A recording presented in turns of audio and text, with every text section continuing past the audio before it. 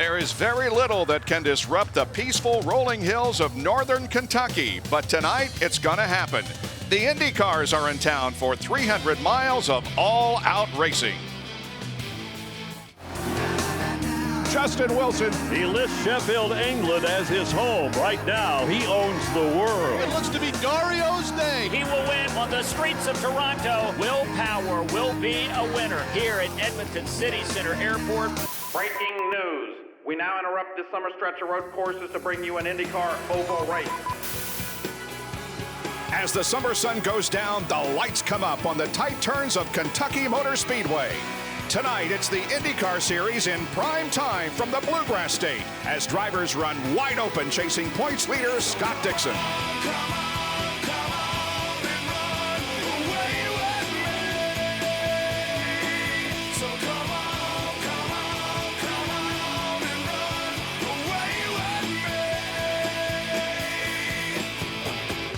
Dixon hunts for his fourth oval win of the season, while outsiders looking in try to gain ground on last year's champion.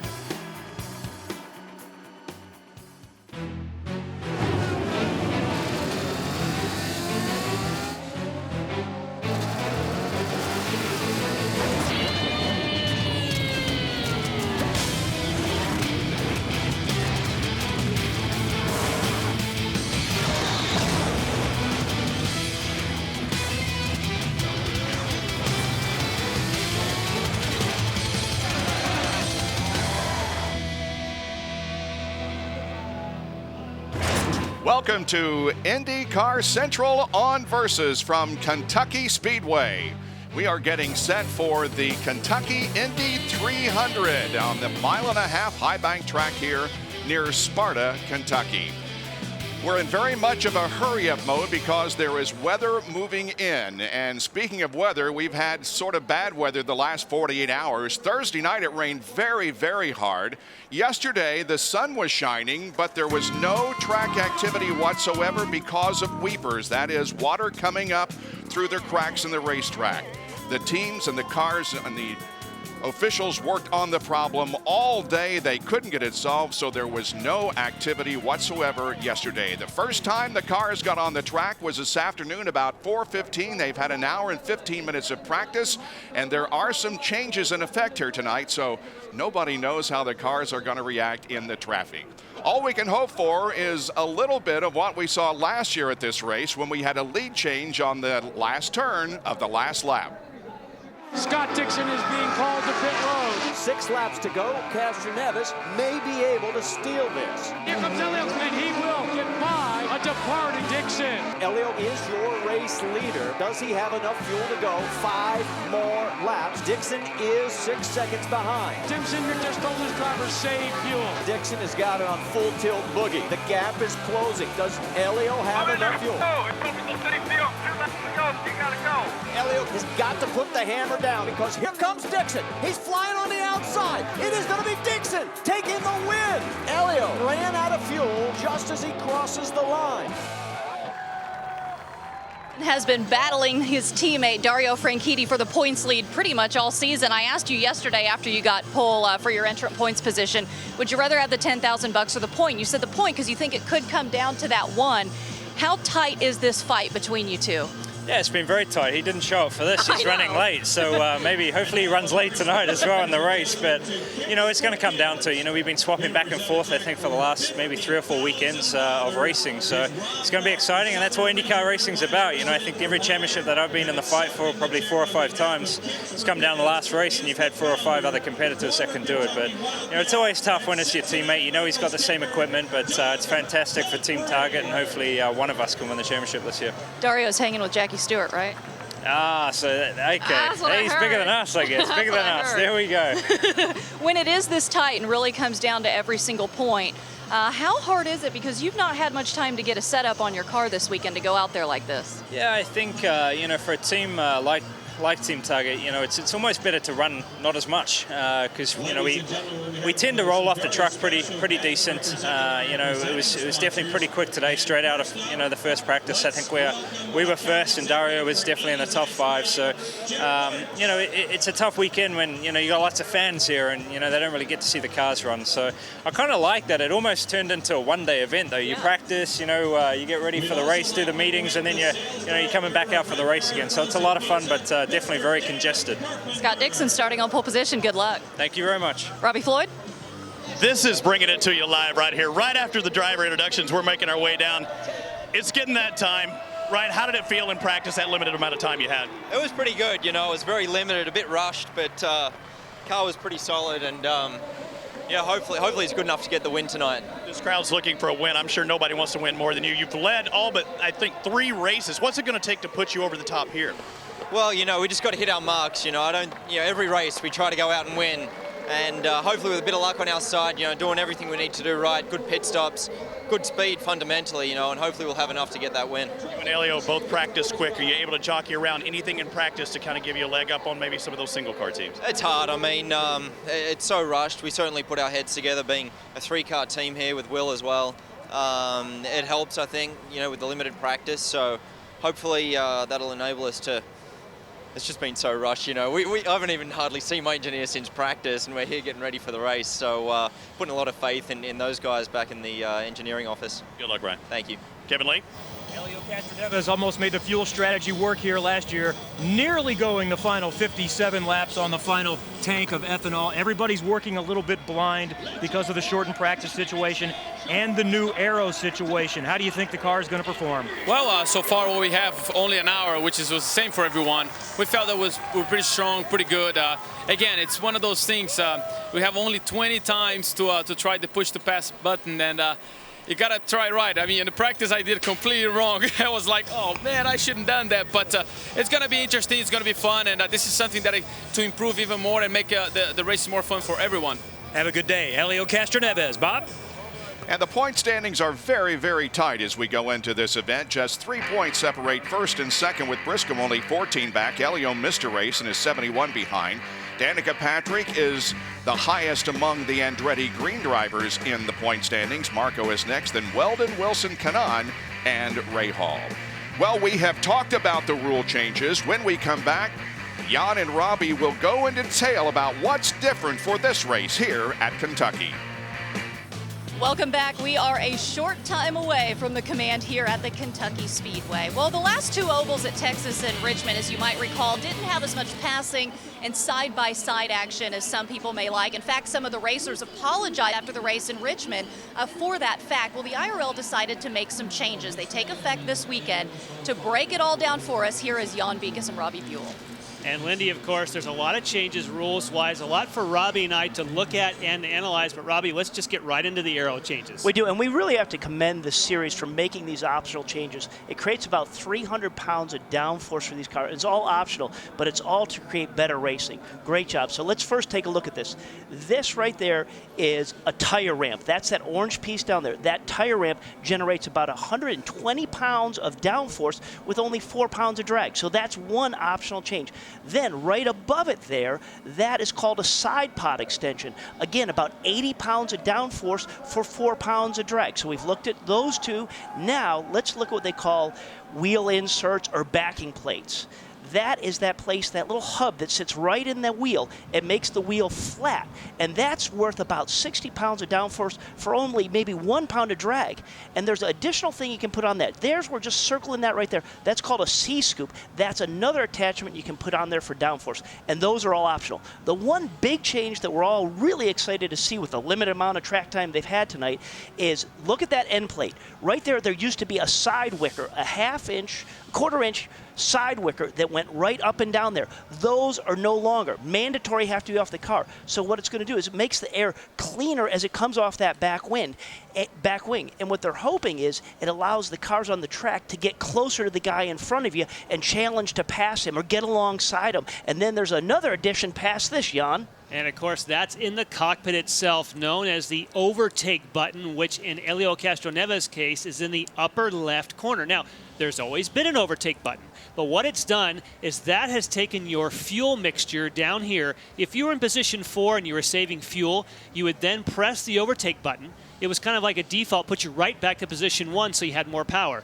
Now, Honda has made the overtake button 5 additional horsepower, and they give each driver 20 presses during the race for 12 seconds. And the way they do that is they change the engine mapping and they raise the RPM by 200 and, of course, put you back to fuel position 1.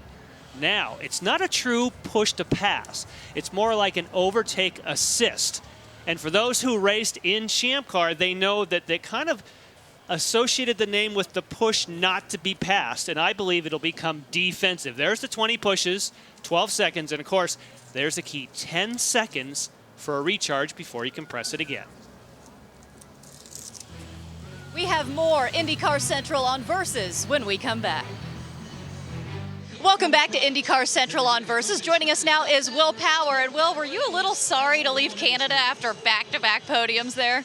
Yeah, I was. You know, I had a great time there. You know, two podiums, 1 win. That's awesome. But you know, it's a different situation today, starting back 20th with no qualifying. But we'll see. You know, maybe the rain will come, and might be in a good position. What were the track conditions when you were out practicing earlier? Yeah, I think the track's definitely smoother since they grounded. A little bit dusty. There's 2 lanes you can run, so there's probably going to be good racing. Do you plan on using a lot of the options to the car? Yeah, we're actually using all of them. Are you? We left them on. You know, I'm starting back in the pack, and you need as much downforce as you can get there. What about when you tried that push to pass? Did you try that in the practice session? Yeah, I tried it. It didn't make that much difference, but I wasn't in the best situation in the right gear, so we'll see in the race. You know, I'm going to be using it a lot starting back there. Well, we'll let you go get ready. I know it's starting a little early. Thank you for your time. Thank you. And a lot of the other drivers should really be pleased that Will Power is only running a limited season here. He has earned more points in each race that he has driven than any other driver. And his only other oval this year was the Indy 500, where he finished 5th. A pretty impressive result. Radio check, Will Power. Radio check.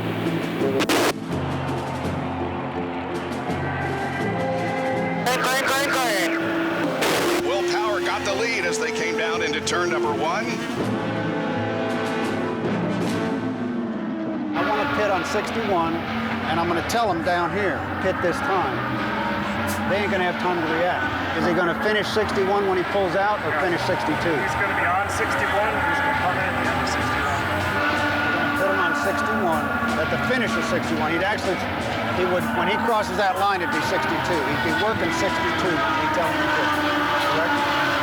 Pit this time, pit this time, pit this time. 3, 2, 1. Nice and easy. Hit your mark.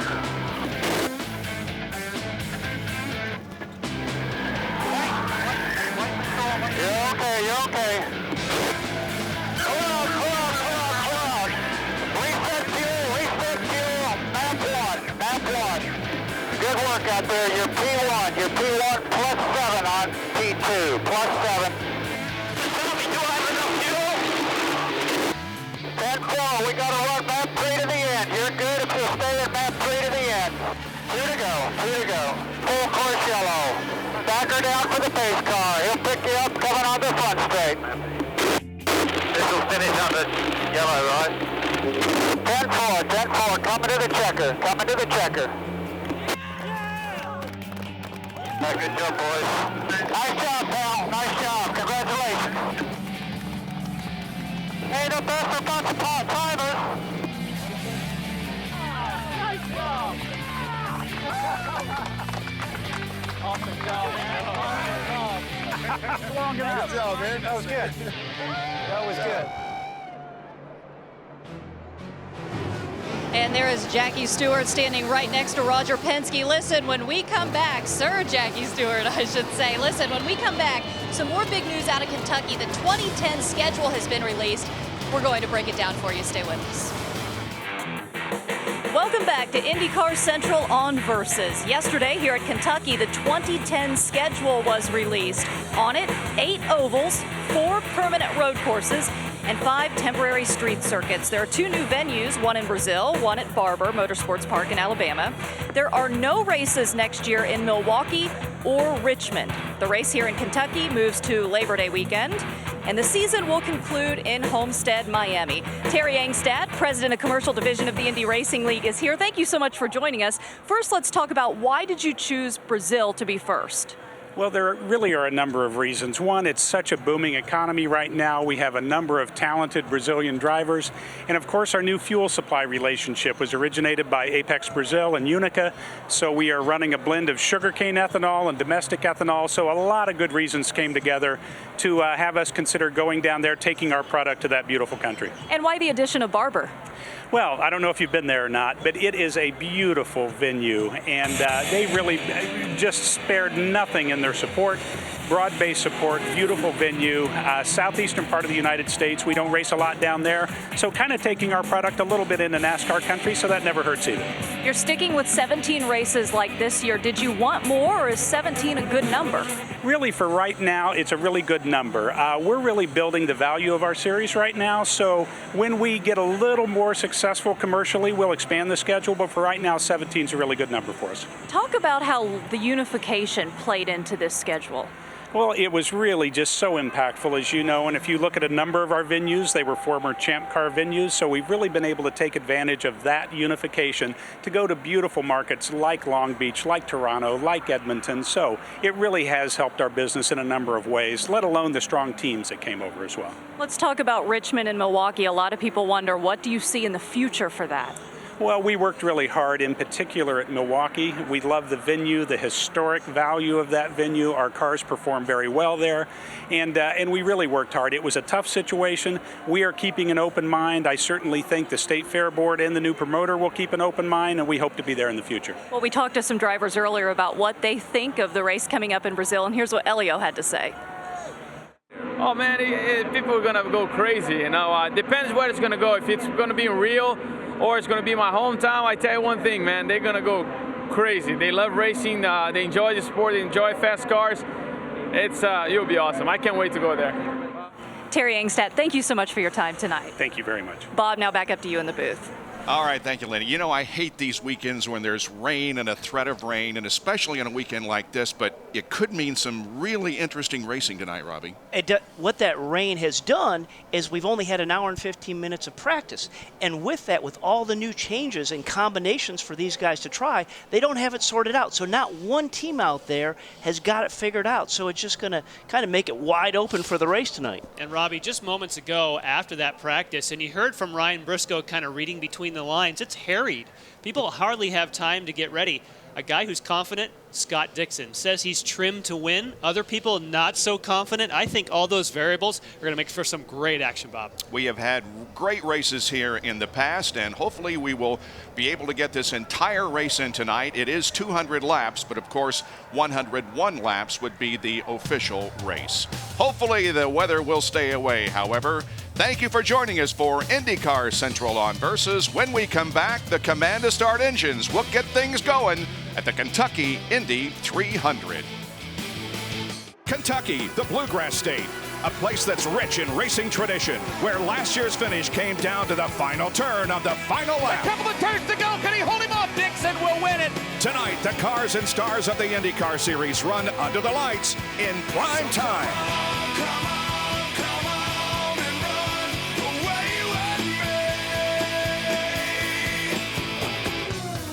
It's race 12 of the 2009 campaign as the road to the championship continues on Versus.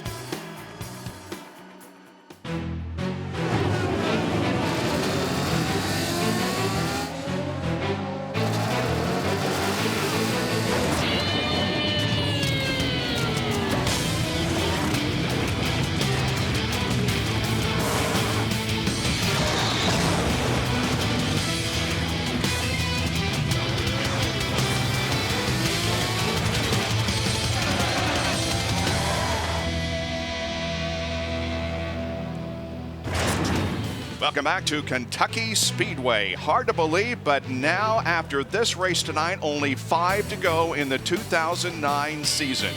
And you will be with us to the championship here on Versus. We have all the remaining races right up to the drop of the checkered flag at Homestead Miami Speedway and the decision who wins the 2009 title.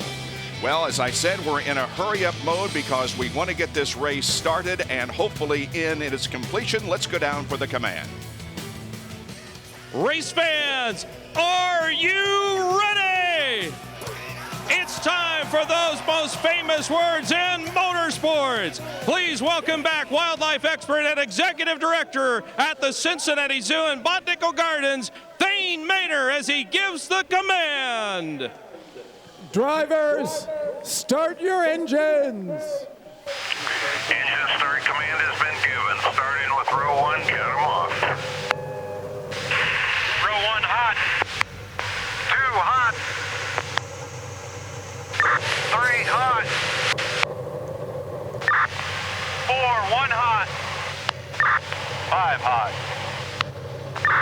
6 hot. 7 hot. 8 hot.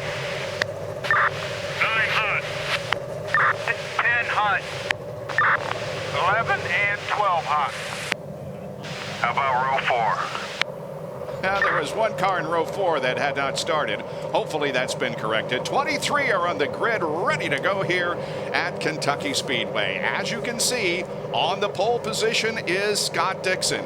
This is his very first pole of 2009 as the cars begin to roll away.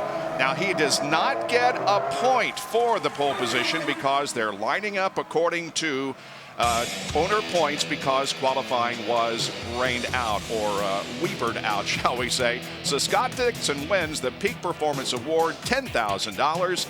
Dario Franchitti still has the most pole positions for 2009. Now we take a look at the starting lineup for tonight's race. The 2 Target Chip Ganassi drivers are on the front row with the 2 Team Penske drivers starting alongside in the second row.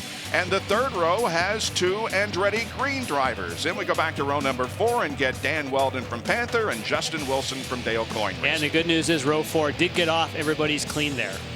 Tony Kanaan, of course, had a scary moment at Edmonton. He's okay, ready to race. Hideki Muto had a very good practice period earlier this afternoon.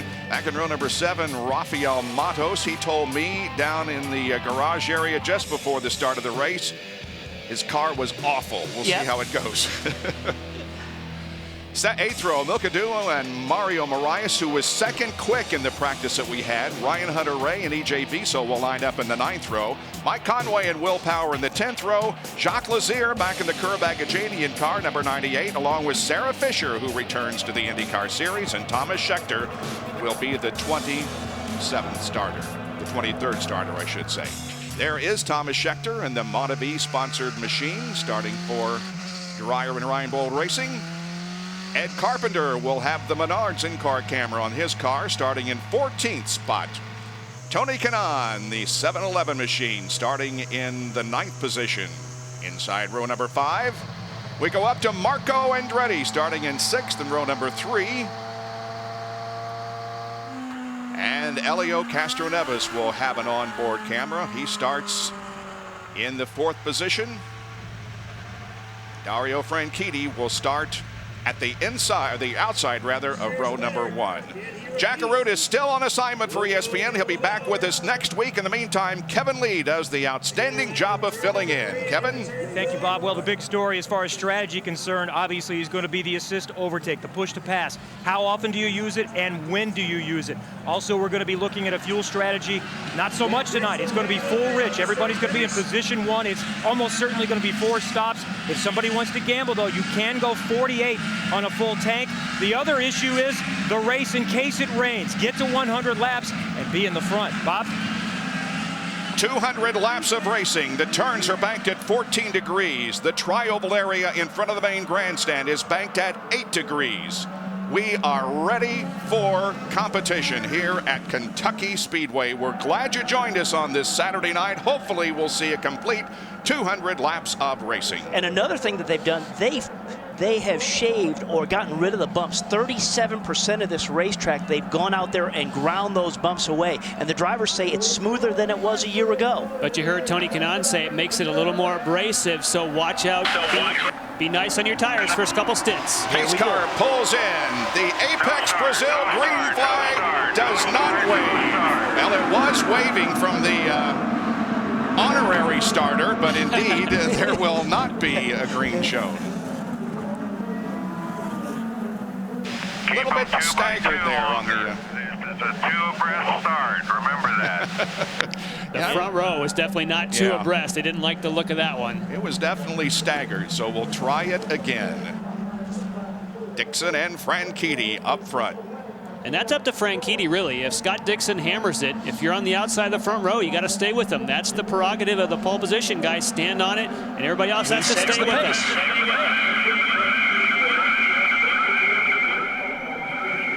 Wow, field is really tight coming down for the start here. Once again, Dixon jumps out front, but the green flag does wave, and we are underway. The Apex Brazil green flag waves. Dixon jumps into the lead over Franchitti, and they're 3 wide in turn 1. Look at the fan out there. Wow. And look for sparks, of course. That is the sparks when the car hits the bottom, heavy on fuel on the bumps on the high side. Danica going low. Franchitti challenges up top, but Scott Dixon will lead lap number 1. Look at Danica going to the bottom of Castro Neves. She wants the bottom of the racetrack. She's taking the sparks and the bumps, and that's a fast car. Side by side, Elio and Danica Patrick as they move through the banking of turns 1 and 2 and down the backstretch. Now Marco comes up and goes to the outside of Danica. And usually the optimum spot there is usually where Danica is down low. But sometimes when you're down low there, you got to have a little bit more steering input, and your car may wash up the track a little bit, and you got to get back out of the throttle. You got to work on the balance. It's interesting because Elio was the one who told me that he thinks you could pinch somebody low to where they'd have to lift. Mario Marias on the right of the screen, Tony Kanaan on the high side. They're going to go side by side. Mario Marias on the left of the screen here is a guy who's been super fast all weekend. He had to grid up in championship points, but that car has been a rocket ship in practice. And his owner, Jimmy Vassar, I saw after, I said, so tell me about some of those changes. He just kind of threw his hands up. He's like, all I know is we have a fast car. Oh, yeah. Good. That's a good summation. Look at him go. Look at him go. I mean, he's already up to Danica. More on Mario Marias from Lindy. Mario picking up 6 spots on that start. He started 16th. He was a little upset at that because on 7, he has qualified in the top 7 on 4 of the 6 ovals so far, so he felt like he could have qualified a lot better than starting 16th. He was 3rd fastest in practice this morning. We'll see what he can do, guys.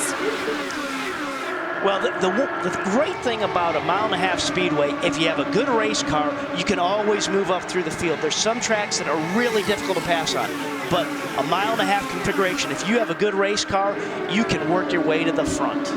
Scott Dixon turning laps over 216 miles an hour. We go back here and watch Wilson, Kanaan battle for position. There's Ed Carpenter in that mix also.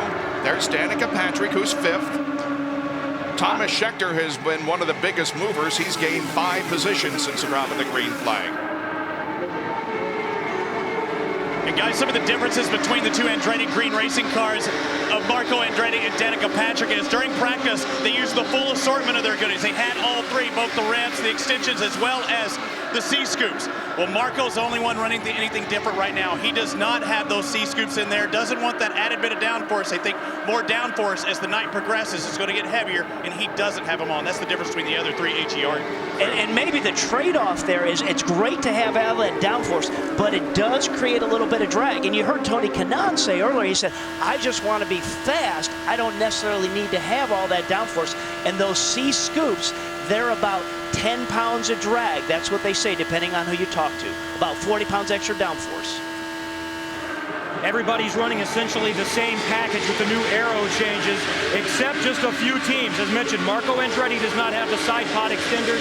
Neither do either of the Ganassi cars, Dan Weldon or Milka Duno. Otherwise, everybody else is the same as far as the new changes allowed. And I can also tell you, Kevin, some people have been using the overtake assist. Castro Neves has used it 3 times. So has Carpenter. Kanaan has used it twice. The front guys, at the moment, still haven't even pressed it.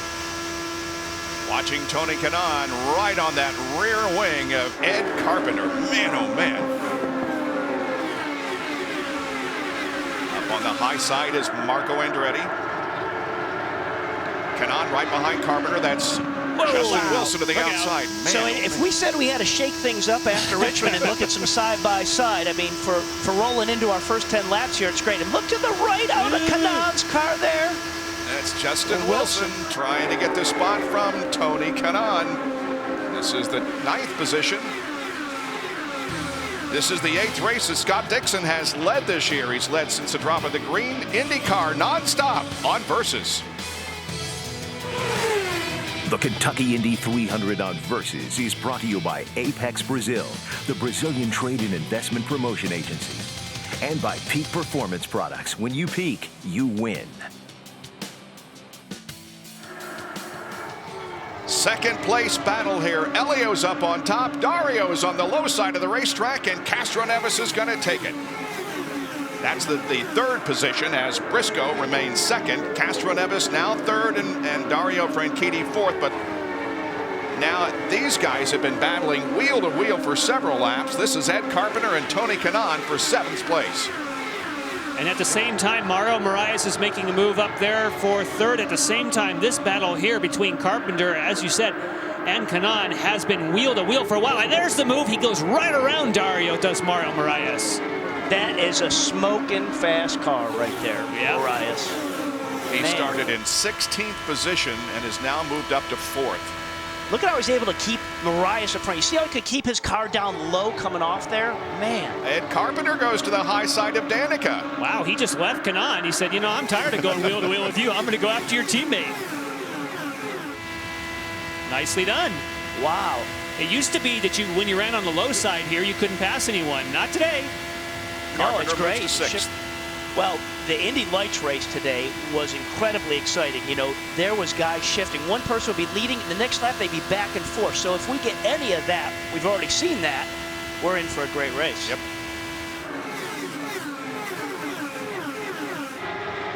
TK back in 8th. That's Marco behind him. And Danica ahead. So 3 Andretti Green drivers here battling for the same spot. Initially, Danica liked the low line. Now she's kind of slipped to the middle and leaving that open for Kanaan to go right down to the bottom. Thank you. Great. And look at that. He got that done and is pulling away. Yeah.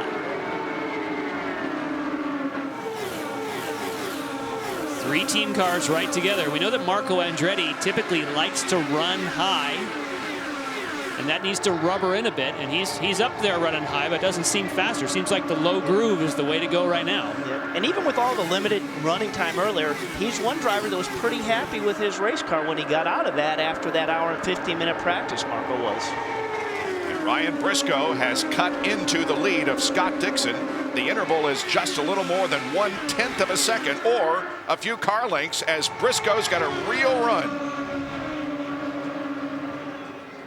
Ryan Briscoe, of course, dominated in Kansas, which is essentially the same layout with different banking. He just got himself in just a fraction of a second wrong position on a pit stop caution.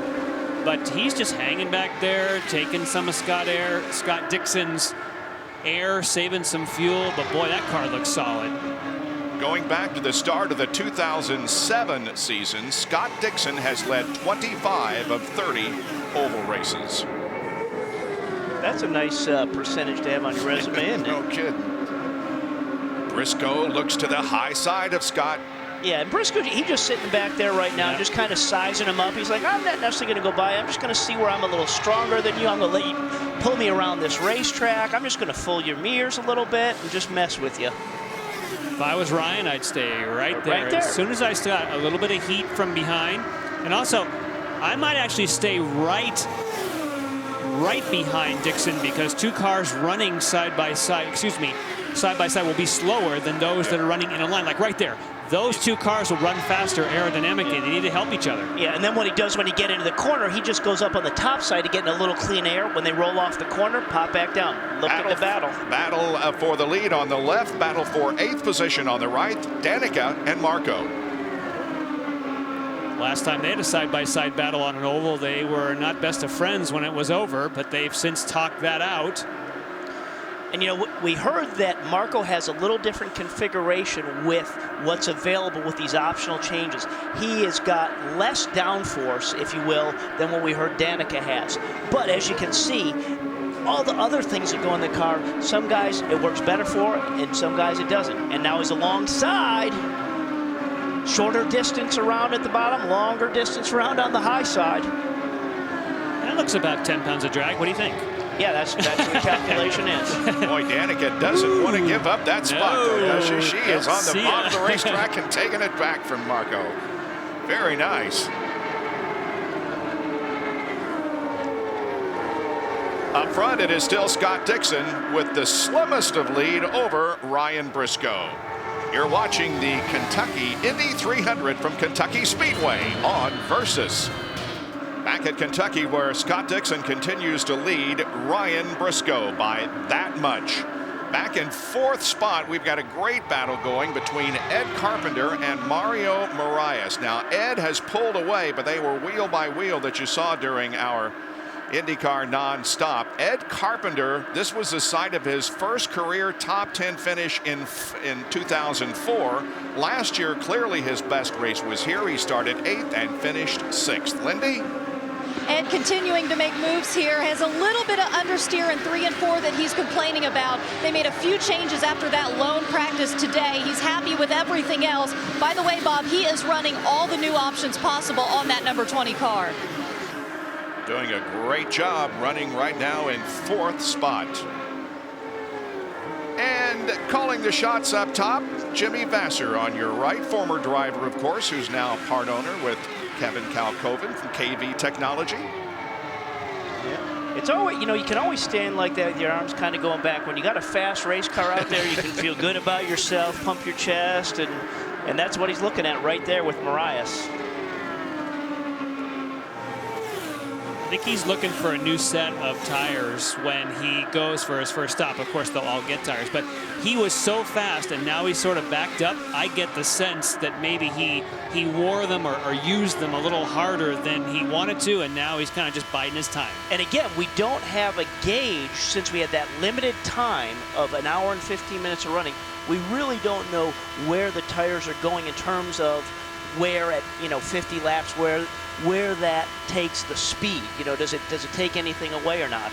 We're going to find out as we go through the race.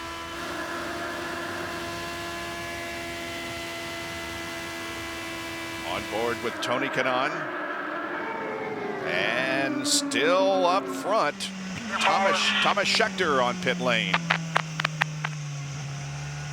He's the first box in right there. He's got a direct stop in. We're going to disco the rear bar. Disco the rear bar means disconnect the rear anti-roll bar. That would mean typically, Robbie, he must be loose. And that is probably a lengthy stop. That's something you usually don't do under green, and he's not comfortable with the race cars, what that's telling me. Woo, and they took about, 3 turns out of the front wing. So there's something wrong with Schechter. And if you can do the rear bar, you have to take the cowling off to get to it. So that's a major fix. But and to go to that extreme, Schechter must have been yelling on that radio saying, this thing is loose. I can't put power down. I can't hold down. And usually somebody on the pit stand, in that case, Matt Curry would say, it's okay, just let's wait for a yellow. Well, they couldn't wait, and that's the result of it. And, he goes down laps. Ryan Briscoe continues to run right behind Scott Dixon, who has now led 46 of 86 oval races and in his IndyCar career since he entered the series back in 2003. On board with Ed Carpenter, that is Mario Marias behind him. And there's Tony George from Vision Racing. You just really would like to see Ed have a good race because it hasn't been a particularly impressive year for him.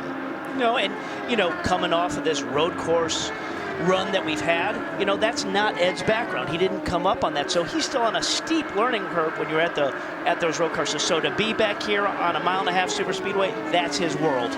His 2 best finishes this year, both 9th at Kansas and Texas, both 1.5 mile ovals. Stay with us for more on Versus. Scott Dixon and Ryan Briscoe continue to run 1st and 2nd at the Kentucky Indy 300 IndyCar race here on Versus.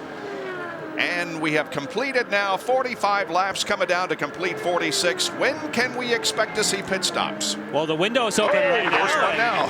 As soon as the window opens, Sarah Fisher decides to. Right here, turn in. Hit your marks.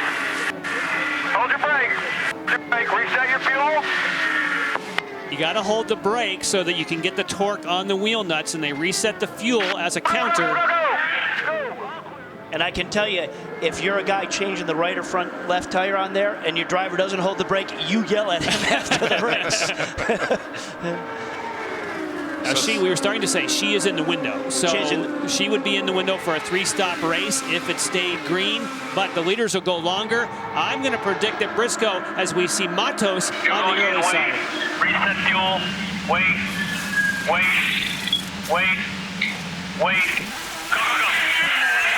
Good clean pit stop. Oh, look at this. Some side-by-side.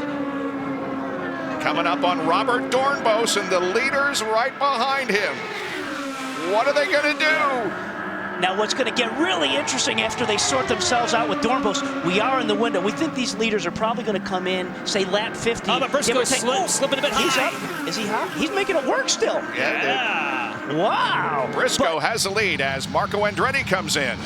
Marco Andretti making the move. It looks like just a tire pressure adjustment, no wing, nothing else. And I think that's why he moved up early, is because they might have had a little bit too much pressure in those tires. And of course, they built pressure, and that made him drop back. So the adjustment, drop it down just a little bit. Looks like his teammate, Danica Patrick's coming up next. Oh, and we have a couple of guys in trouble, Marias and Conway. I just saw when we looked at that, I saw Marias' car going sideways. I don't know what caused it, but Mike Conway's collected him. Lindy. Yeah, I'm right here. Look, Ryan Hunter-Ray, Mario Marias, and Mike Conway are all involved in this. Right now, they're trying to get Mario Marias' car turned around. Mike Conway is heading the right direction, but the front of his car is completely torn up. They're trying to push him back now. They almost have Mario turned around to get him into his pit stall. Meanwhile, here comes Team Penske down pit lane as both Elio and Ryan come in. And obviously, Elio made a ton of ground on Ryan as they came down pit road there. Here we are. 3, 2, 1.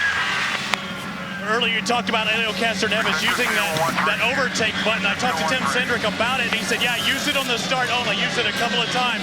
Dario Franchitti's been fighting serious understeer. He's been pushing in turn 4. They're trying to correct that and get things out there again. And Robbie, Dario will be gone by the time you get here. They went for front wing on Dario. Straight in now, straight in on the border. And Dixon has gone an extra lap. That's key. An extra lap is very handy here. Looks like no changes would have been told for Scott Dixon. He pulls in and did stretch out that extra lap. They had planned to do so all along, guys. You're hearing 48. They told me earlier 51 was the lap they were coming in. And as we had all that craziness going on between the two Penske cars, between Elio and Briscoe, Elio actually stopped in his box sooner. That means his guys started to go to work before they did on Briscoe, but Briscoe beat him out. Great job on the 6 car for Briscoe and that crew. Meanwhile, on the track, Briscoe and Matos are side by side. Sarah Fisher's up ahead, so is EJ Viso and Scott Dixon. So Dixon has the lead right now. Maintains that lead. In laps, out laps are such a big part of this mile-and-a-half racing when everything happens under green like this. Briscoe will go to the inside of EJ Viso in the 4th corner. So you think Briscoe's going to get up there behind Dixon and say, okay, I'm just going to bother you a little bit here? Well, or you think he's going to try and go by him now? One thing you certainly have to consider is the fact that you get points for leading the most laps, and 2 points can be very important in the championship. Well, and we heard that Scott Dixon said he'd rather have 1 point than $10,000 when Lindy asked him that earlier. Well, this would be 2 points. But what surprises me, Ryan Briscoe followed Scott Dixon around for that whole segment, and yet Scott Dixon went 1 more lap on fuel. Wow, what does that tell you about Dixon? Yep. He knows how to make fuel. While leading. How do you do that? Dario and Danica are side by side. And that was lap 52. We're talking about that when Dixon came in. It was lap 52 that he came in. That's great fuel mileage. Lead setting the pace, poking the hole in the air ahead of everybody else. That's great fuel mileage. How can Briscoe be right behind him and not get better fuel economy? I don't get that. That's the one advantage Briscoe has by staying behind him to get that fuel economy. Lindy? Heartbreak for Mario Moraes, guys. He sits in his car down here, shaking his head back and forth with disappointment as the crew works around him. Right before he pulled in and had that incident, they asked him, Mario, how's the car? He said, this car is great. I can drive it anywhere. The young man's mind certainly a little bit with his father, who is hospitalized today and ill, and also his birthday.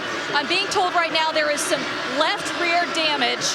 They say that they are going to tape up the hole, fill it with fuel, and get back out there. And we can see the replay of that incident right now, guys. And it certainly looked to me as though Mario Moraes was coming in where he needed to be, and it was at the same time that Mike Conway was lighting it up and leaving. And unfortunately, as he crossed in front, Mike Conway just let him have it. And then Ryan Hunter-Reay was also another car on the inside there of Conway. Tough. Well, he definitely had help. He didn't spin that on his own. He got center punched by Mike Conway. Yeah, he didn't do that under braking getting in there, did he? And it does put one of our fastest cars on the sidelines for the moment. Meanwhile, it's basically the same as it was before we had the round of pit stops. Briscoe chasing Dixon, but it's very, very close up front.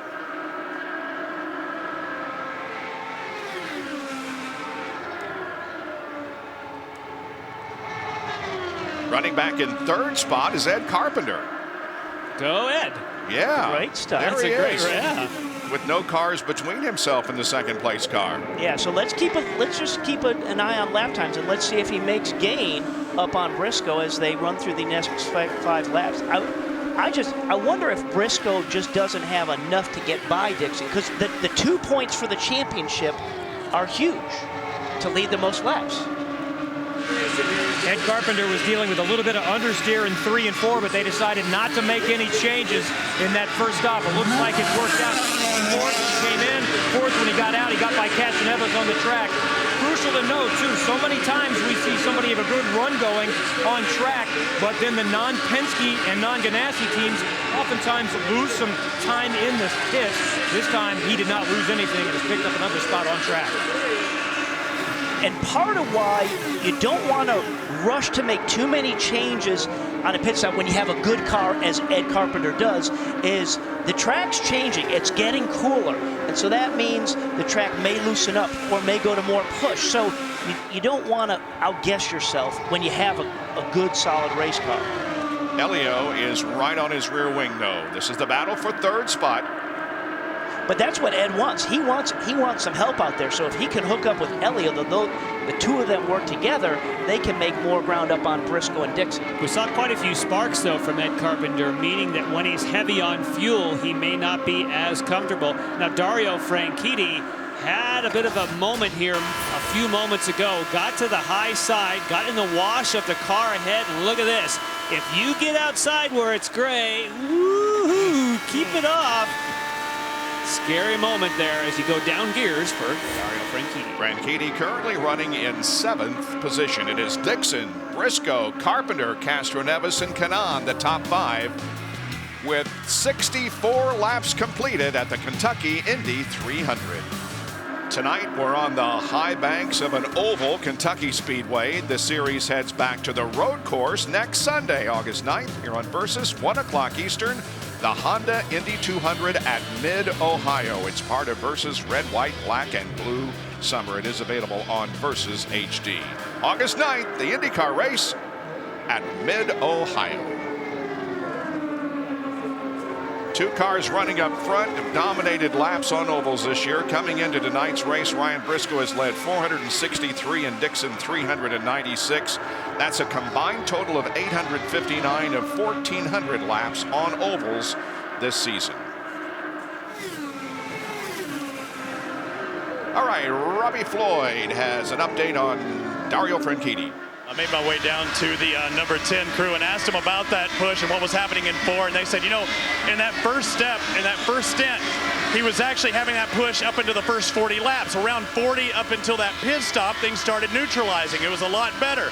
Well, they did a front wing adjustment trying to give him a little bit more to turn down, but I guess he's still trying to fight that problem on the number 10. So he's pushing high, but it evened things out after lap 40 on that first set of tires. Well, he's running wheel to wheel with Robert Dornbos right now. Robert is 17th. Dario is 7th. And he's had a couple more moments when he was trying to get by Doornbos where he got high.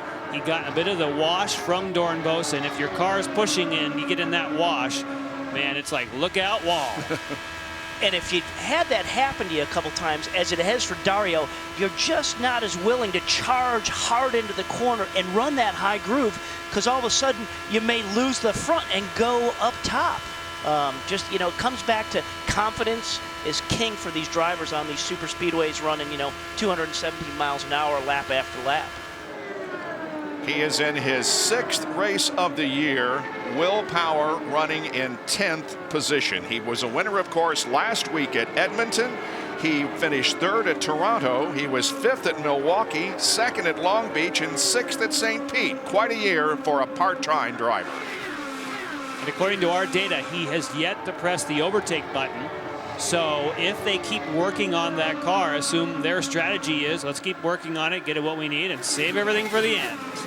Which is a little to the plus side for his strategy, because we heard from Will Power early, he's like, well, back where I'm starting, I'm really going to get after using that button. So hasn't had to do it to this point. Jan, as you just said, you're right. Will has not chosen to use that overtake button that he has access to. He's very happy that they picked up a few spots when he made that pit stop. He just said over the radio he really loves the feel of this car right now.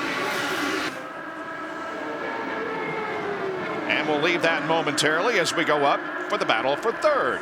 Ed Carpenter and Elio Castroneves. These guys are about 2.5 seconds behind the lead 2. Yeah, and it looks like, I mean, this is when we kind of focused in on these guys after the first round of pit stops there. They were running right in this order. So that means they're just pretty happy working in sync there, just chugging away. Obviously, Ed's not slowing up Elio. Elio knows I can't blow by him and help him. So this is where they're sitting for the time being. Guys, about 10 laps ago, Elio got on the radio and told Tim Cindric, tell the 20 team that I'll work with him. So I think Elio is content to ride along right now and see if they can make up some ground on the leaders.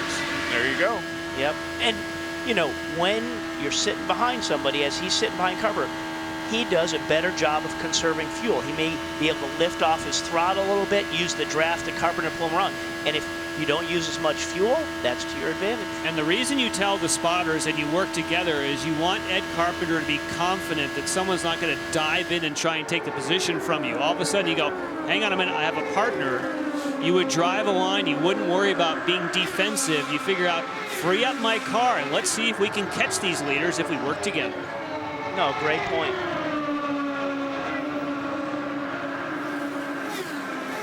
Unless you want to just say that in the last 10 laps and say, hey, I'll work with you to catch the lead guy, and then just mess with him with 2 laps to go. All bets are off. Has that ever happened? Yes. It happens once. Yeah. And then, But it is a big deal, because now Carpenter doesn't have to always be looking in his mirror, you know, saying, oh, do I have to protect that? Do I have to watch him? You know he's not going to do it. Will Power moved from 10th to 9th, and therefore Graham Rahal moved from 9th to 8th. He is right behind his teammate, Robert Doornbos. Graham Rahal running in the 8th spot.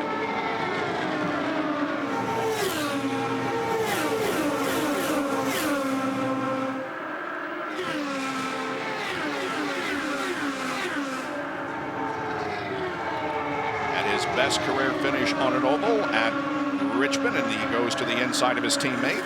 We're going to be working together, but I'm going to be at the front pulling you around, Robert.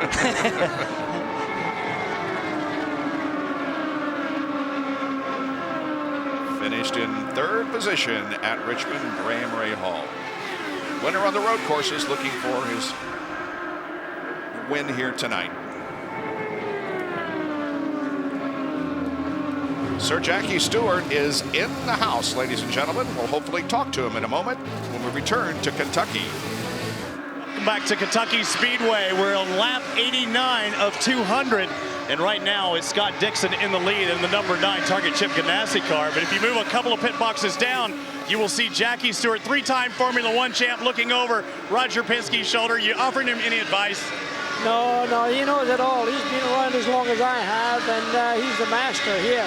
I'm just glad to be here, but it's been a very clean race so far. What do you think about it? Do you think Ryan Briscoe has anything for the number 9? Well, I think they're not pushing very hard right now. They're more concerned with fuel than they are with speed right now. I think they're in real good position. Once a racer, always a racer. Do you ever get that feeling that maybe you could go out there and give it a shot? No, I'm old enough to know better. Thanks a lot, Jake. Yeah. Well, he gave us a little bit of the strategy, too, that they're not pushing too hard. They're saving fuel. So thank you, Sir Jackie, because that's kind of what we thought, that he'd be riding behind trying to save some. Earlier, I said, how can Scott Dixon lead and go farther on fuel? Remember we said in the very beginning, he told me, Jan, I'm trimmed to win. Less downforce means better fuel economy. Yep, great. By the way, Sir Jackie Stewart turned 70 in June. That's hard to believe. There's some guys that you just idolize and have since you were growing up, and he's one of them for me. Briscoe looks pretty racy here, coming up on the outside of Dixon. Sir Jackie said, you know, that's enough saving fuel. I want to see some action here. Let's see if we have something for Dixon. You think he tapped him on the shoulder, Roger, on the shoulder, and said, come on now, get busy. I just was teeing something up to the TV guys. Well, I hope we don't jinx anything here, but the average speed of the race so far is 2:11.857.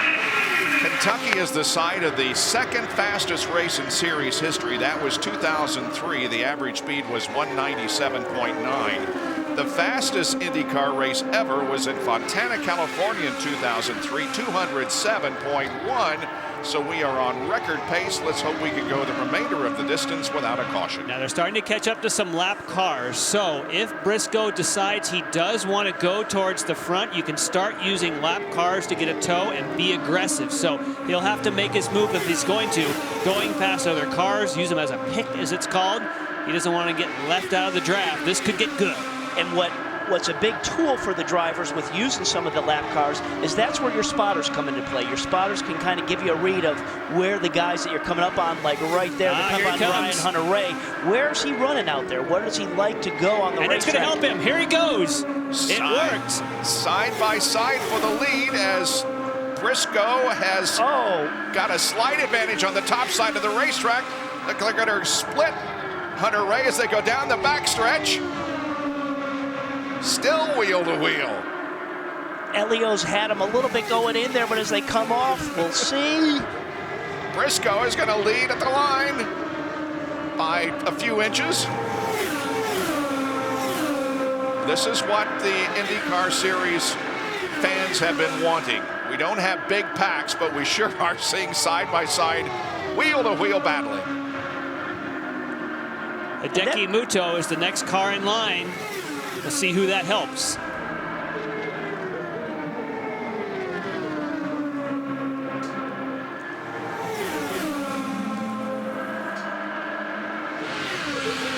We're getting very close to the halfway point here tonight, and that's one of the strategies that we've been watching. Make sure that you're in front in case the weather comes. Now, we're not sure what's going to happen here at this point, and all the teams are telling me that it's not impacting their strategy, but they're all aware of the weather coming. It's going to rain at some point, but nobody knows when right now. So everybody's on a holding pattern, going with their race. They'll keep an eye on this radar, and it still could be a factor before we're done. Man, these guys just continue to pound away on each other. And we're already into that second pit stop window right now. Yep, Marco Andretti, in fact, is in, so is Hideki Muto. And we have reached the halfway point, 100 laps down, 100 to go.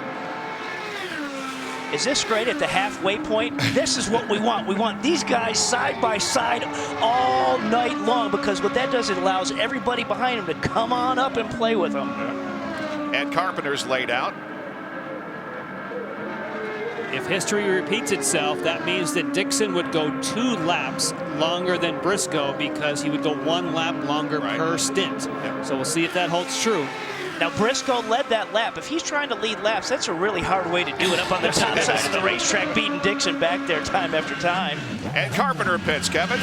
Great run so far for Ed Carpenter. They told him you need great in and out laps. Rear end position right now to potentially make this a 3-stop race. 52 on this end. Carpenter in and out and just barely misses Graham Rahal as we see a battle up front again. Robbie Floyd. And Dario Franchitti, we've seen what's been wrong with his car. He's been pushing. You see a front wing adjustment, both sides up front, and he's off again with sticker blacks on the Firestones. Now Scott Dixon's crew setting up to come in very shortly. So Dixon has used a little more fuel if they're setting up for him. Dornbos on his way in. The battle up front has broken off as Dixon has entered pit lane. Here he comes. So Briscoe has gone farther. They've switched. Yep. This is when Briscoe has to take advantage of this out, his in lap right now, really busted out coming down pit in through turns 3 and 4. Down to Robbie. And now he set a new set of black Firestone Firehawks going on. No adjustments whatsoever, making sure they get a full load of fuel. As I look behind me as Scott Dixon takes off, Ryan Briscoe's crew setting up. And to back up what you were saying, I had talked to Roger Penske just shortly before I took to Sir Jackie Stewart, and he did say that everything was fine. I think they were biding their time, no problem. Don't clear. Mike Conway is in the grass. Straight in. Keep coming right here. They stay green. Briscoe in. So that's where Briscoe had to make time, coming down on pit in on the inside of 3 and 4 as they come down pit road. Robbie, you're there? Yes, I am. Ryan Briscoe's crew setting up. And it looks like they have their R3s. It looks like their number 3 set of Firestone Firehawks going on as well. Ryan Briscoe, you see the fuel man holding, waiting. No adjustments once again for Ryan Briscoe. All's happy in the Penske cab. Elio Castro-Neves comes in. And another movement for for Elio Castro-Neves. They told me beforehand that he was not going to have any kind of adjustments for Elio with the number 3.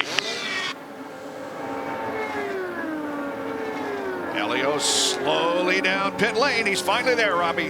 Not talking too much, though, but again, going for 4 tires, no adjustments whatsoever. So we'll see how long it takes to dump that fuel. That's the last thing they waited for, and the 3 is now on. Meanwhile, on the racetrack, look who's running together again. Briscoe just ahead of Scott Dixon. Oh, yeah. So obviously, we saw Briscoe always hounded Dixon, and sometimes when you get this close to racing, you say, I'm just going to wait till pit stops happen and see what happens with in lights and out laps. And Briscoe now is leading Dixon. Yep, Dixon. But by not very much. 106 laps completed in the Kentucky Indy 300. It's Briscoe, Dixon, Carpenter, Kanaan, and Castro-Neves. Back at Kentucky Speedway here is the performance under green of the pit crews. Briscoe with a good in lap at 2:16.5. Fastest out lap also Briscoe at 2:13.4. Well, that tells you the formula. If you're fastest in and fastest out, you go the lead. That's right. And it really is incredibly challenging for the drivers on that pit in lap, because on these 1.5 mile super speeds, you come off the racetrack in turn 3. So instead of having the 14-degree banking to help you around, you come down to the flat. And usually it's a little dustier and dirtier on that pit road. But if you're too cautious, you're going to give it away. So, I mean, you really have to challenge it, and it's something you only come down 3 or 4 times, and it's not always under green conditions. Let's go down to Kevin Lee, who has a report on Robert Dornbos. They couldn't get the right rear off. The drive pins were balled off, and then once they did get it off, they couldn't get the tires secured, so they eventually have shut off the car. He's been in here for many laps, and they still have not addressed this situation. Coming off a 9th place finish at Edmonton, Dario and Danica are side by side. Up ahead, Wilson and Viso are wheel to wheel. Now Viso is a lap down in 17th position. Yeah, now Danica has to say, what am I going to do? I see Wilson and Viso side by side. They're not given. Where am I going to get through there? We saw last pit stop for Dario, they added yet more wing. That's 2 pit stops where they cranked in front wing. This is where he had trouble before. He'd push in traffic. I think it's getting better. Dario currently 7th. Another tool that Dario has on board that may help him adjust with that. He does have a weight jacker that takes weight on and off that right front tire. So if the car's pushing a little bit, he can take a little weight off that right front to help it turn more. But as bad as the car was before, Robbie, I have a feeling he might have gone to the max setting on weight jacker because he was really struggling and then needed more help come to the pits. And hopefully if you get enough help in the pits, then you can put your weight jacker back to the middle setting so you have something to work with. Yeah, then you have a tool you can go plus or minus with versus having it maxed out. Here comes Danica underneath Wilson. Wilson is 1 lap down in 13th. But it was that traffic issue that Robbie was talking about. She found a way through. And I think, Dario, you're absolutely right. The fact that he went by that group of cars on the high side means that he's that much more confident with the feel he's getting with the race car. Because like I say, if the car sometimes all of a sudden is heading up the racetrack, as we saw Dario go earlier, you sometimes don't just challenge it up on the top side as much as you'd like to do. 4 Andretti Green drivers running in the top 12. Tony Kanaan is in the highest position among them, 5th. Danica 7th, Marco 10th, and Hideki is 12th. That surprises me for Marco because he acted and looked very confident after the one and only practice session. He got out and, oh, maybe he has a slight vibration. Something does.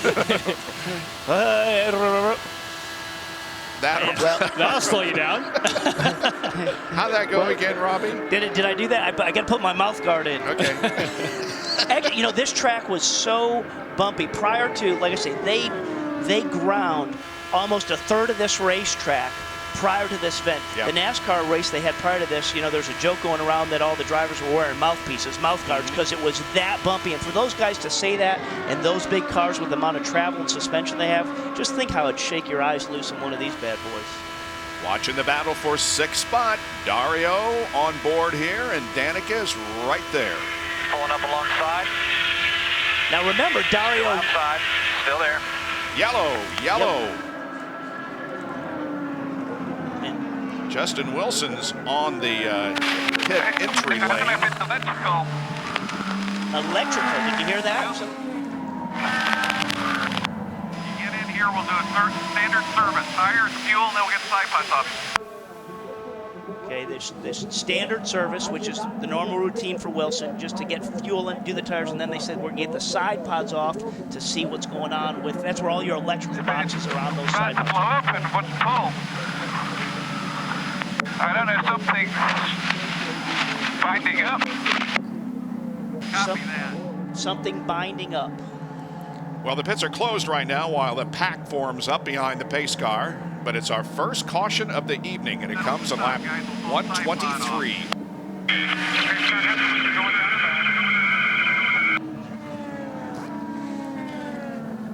Now the pits have been opened as Johnny Rutherford has the pace car at the end of the backstretch. We'll see the cars peel off and head for look at the glow on the muffler right there. Look at the glow right in there of the temperature of those exhausts. So are they going to come, or is this a fool me? Why would you come?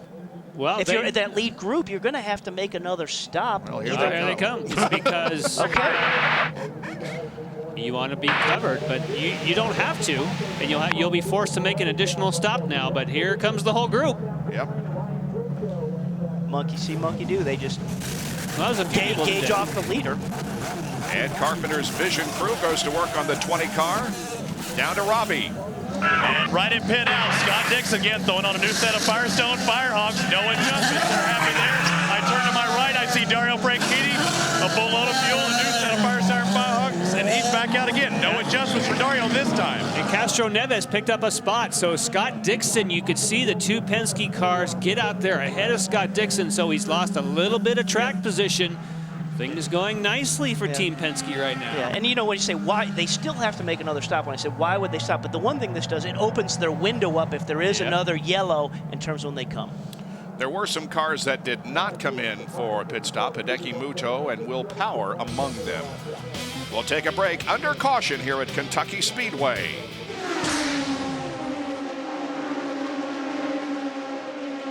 The date of May 27th, 2001 will forever be etched in the memory of Helio Castroneves. He has realized the ultimate dream. Helio Castroneves has won the Indianapolis 500. I didn't know if it was white flag that time or the checker flag. I saw a flag coming. So I'm like, okay, I'm gonna hold my arm here because if it is the white flag, I wait. But if it's the checker flag, I go for it. And when I passed, I saw it, but my arm is still like down. So I don't know why. I just like, oh, yes, I won. And man, it was a great feeling. Because I was so excited when I did that. I started pouring the milk and throwing. So I'm not sure if I started another way, but I tell you one thing, there is no feeling in the world, you know, as like winning Indy 500, so I'll never forget it.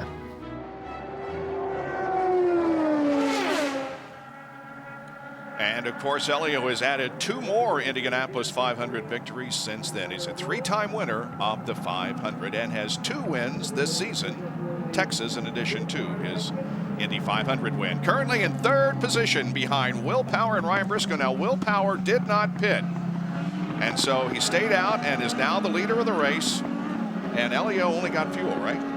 Yeah, I like that. I like that move by Will Power, and I also like the idea. There's Castroneves not taking tires, and he gets right behind Briscoe and says, see ya there, Scotty. And why we like that move, what Power did, is because everybody still has to make another stop. So what a great move for Will to get track position. You know, his window when he's got to stop is smaller than those other guys. But hey, everybody has to have at least one more stop. Hey. Green flag. Wow, look at Dixon. Look at Dixon on the inside. Man, he got around Helio in nothing flat, and so did Look at the run, Carpenter. Look at Carpenter. I think that Dixon's letting him go back by. I think he realized that he jumped the start, and if you make it good, they won't pull you out of the game. Yeah, and race control is confirming that. But how about Ed Carpenter? Look at him up in 2nd spot and challenging the leader. Hey, I want to lead this thing. Oh, look out! Look out! No! I don't think he didn't get in the wall. He was in dust putting it up there, but he didn't touch. Do you see any white donuts on the outside of his wheels? Wow, they stayed green. They must not. If he rubbed, they would have gone yellow. Wow. Good job for Ed Carpenter forcing some issues there. Hey, and Kenan is looking for 3rd on the high side of Scott Dixon. That was very uncharacteristic Scott Dixon to jump a start like that and have to give it back. Look at Ed Carpenter. He wants the lead. Sure does. He's going to the high side down off of corner number, or the 2nd corner.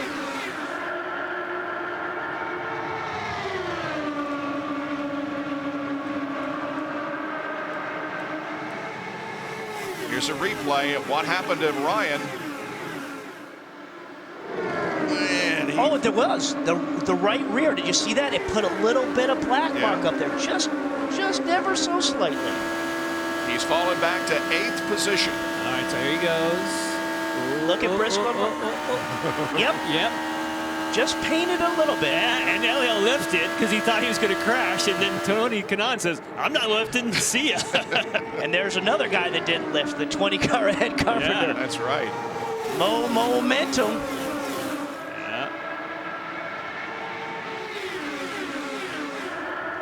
Now, Carpenter has used his button 6 times, Power only 3. Yep. Here we go down to Lindy Thaxton again.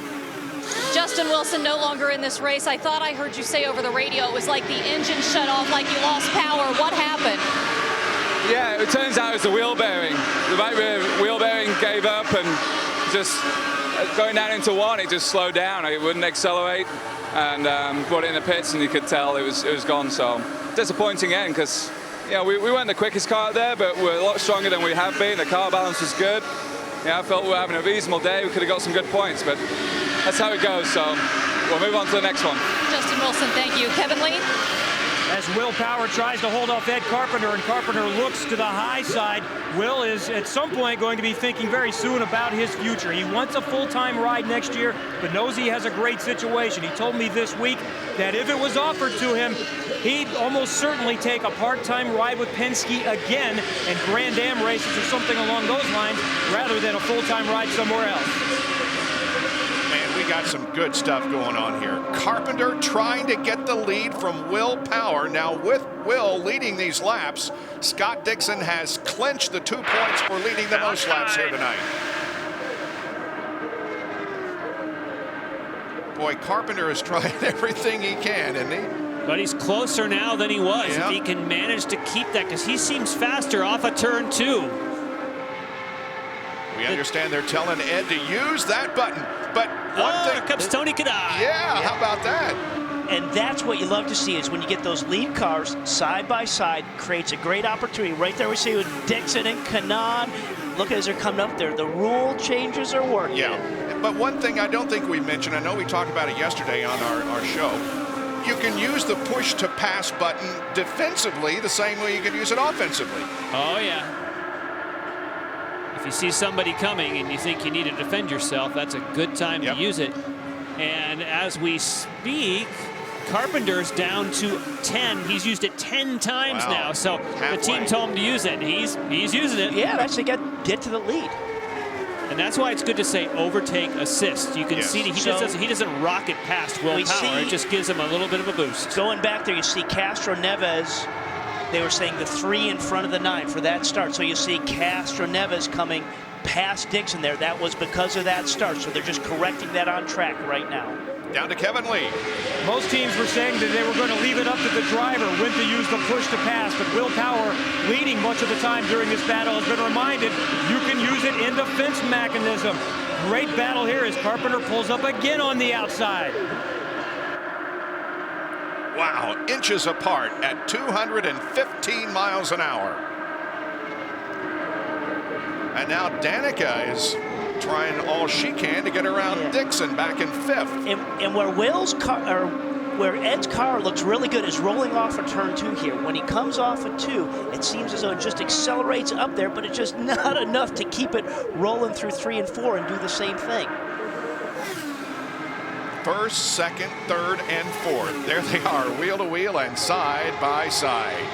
You won't miss a thing on IndyCar nonstop on Versus.